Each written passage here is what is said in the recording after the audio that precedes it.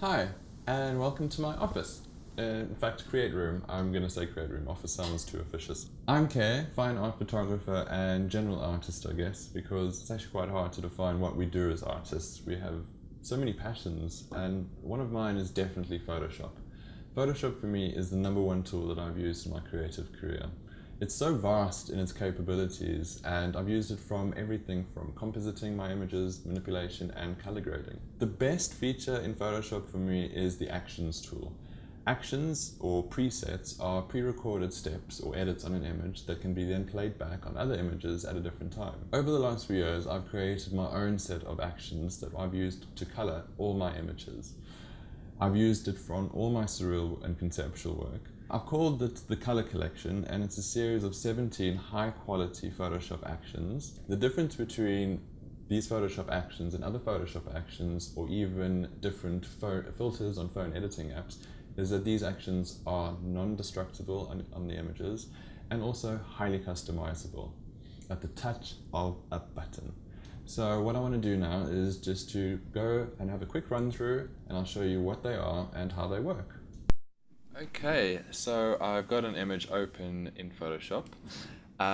Here are the actions. I'm not very imaginative, so hence the color collection. I could have called it something else, but I didn't because I couldn't think of anything. And I actually called these actions after friends, people that I've worked with. Sometimes I see people as colors, like their aura. I know it's weird. So certain colors have gone with certain people. You'll obviously learn which colors go with which and which filters are, or actions are which. This is the layers panel, and you'll be able to see I've created these actions for both portrait and landscape, and as you can see, not every step is customizable. Or should I say, yes, every step is customizable.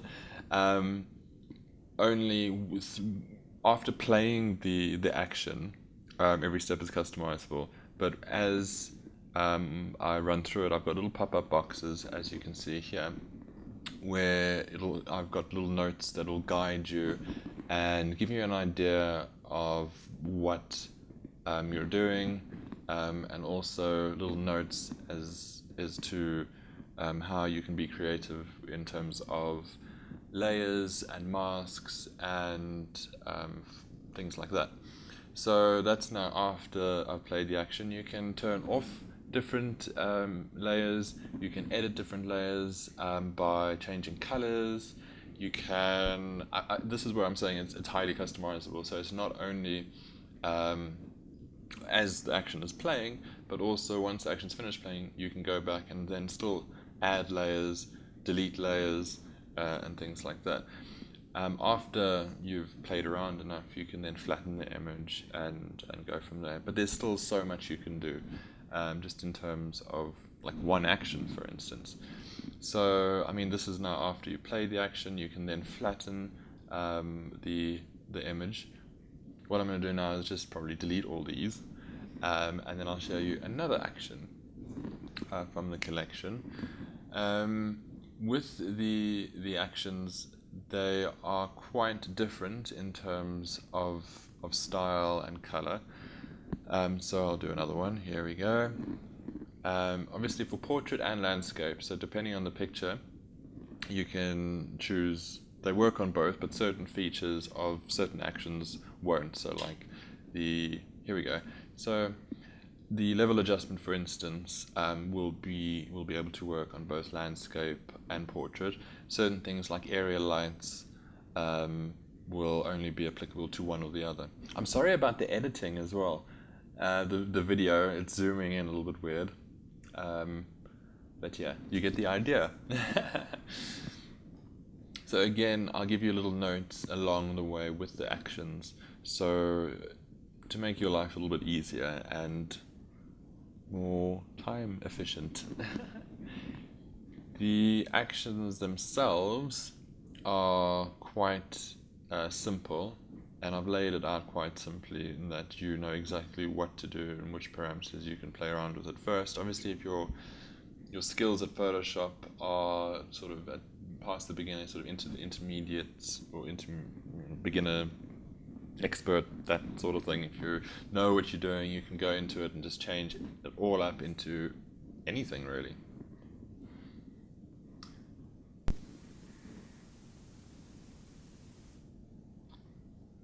So much can be adjusted, from the curves to levels to the gradients. Every single one of these actions is very, very customizable.